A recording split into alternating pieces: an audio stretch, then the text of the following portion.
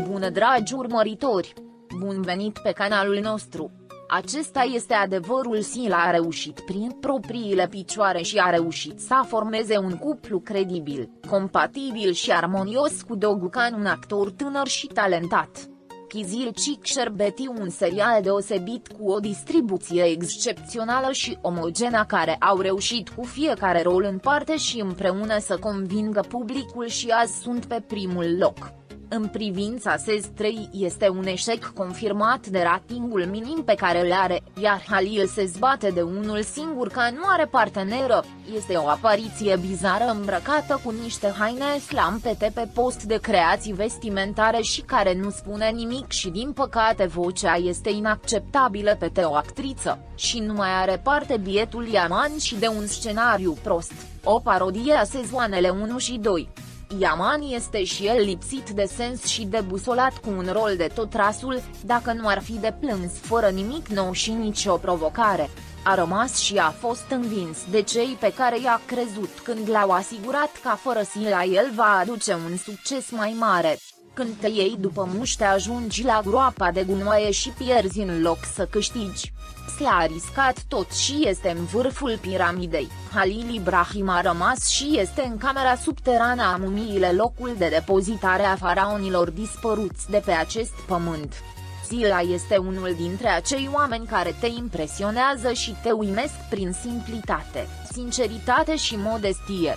Te captivează prin interpretarea magistrală a fiecărui moment. Prin alegerile pe care le-a făcut a demonstrat că este destul de capabilă să înțeleagă complexitatea lumii din care face parte. Scara succesului o așteaptă după atâtea suferințe, umilințe și trădări.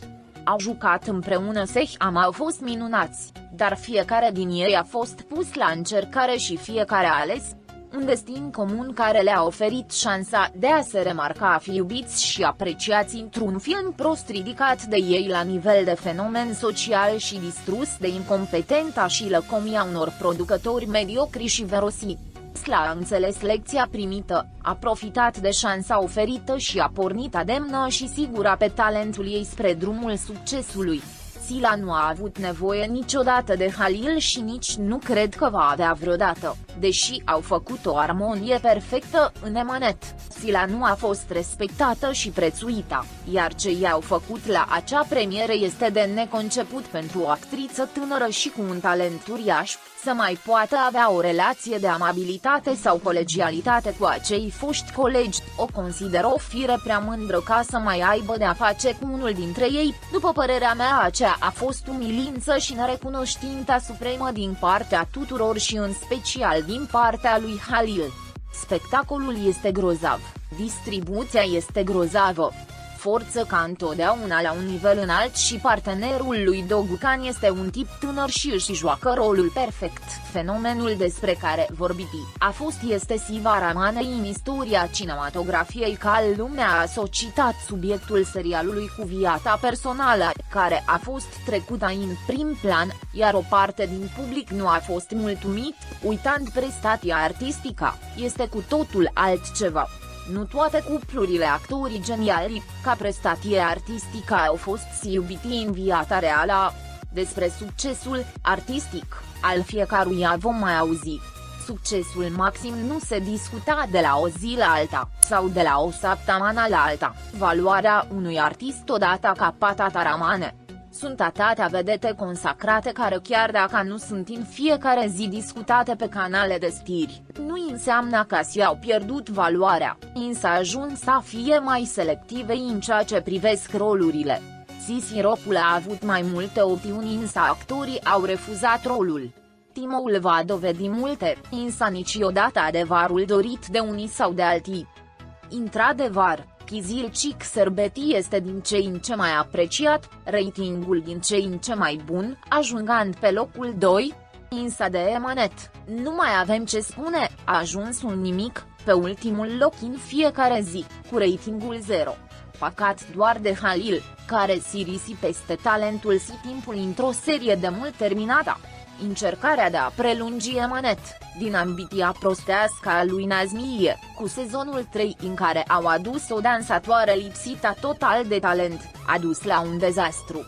trebuia să se gândească în azmie dinainte, ca dacă o schimba pe protagonista iubita de public, cu o dansatoare fără experiență în actorie, seria ei va ajunge o ruină, dar cum să se gândească ea la așa ceva?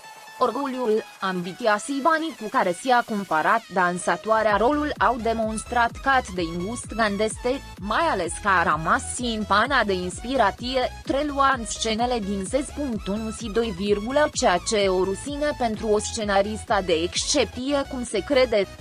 Succesul necesită talent și Sila este o fată foarte talentată. S-a ridicat independent de Halil. Ei au crezut că Sila nu ar putea să stea pe picioare dacă l-ar părăsi, dar s-au înșelat amarnic. Întotdeauna am avut încredere în Sila, că va reuși. Sunt de aceeași părere, chiar și astăzi Sila le face reclamă, toată lumea merge la Sila doar pentru a deveni centrul de interes. Sila este o fire bătăioasă, razbestei în viață, orice îi se pune în minte rezolva.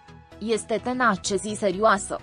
Dragii prieteni care arată dragoste pentru Halil și Sila, vă vom transmite vouă, dragii noștri adepți, pe măsură ce primim vești despre jucătorii noștri. Rămâneți pe fază pentru acces instantaneu la cele mai recente știri. Abonați-vă la canalul nostru și distribuiți videoclipul. Pentru a fi primul care vizionează, fiți la curent cu noile videoclipuri activând notificările. Fi sănătos! Pascali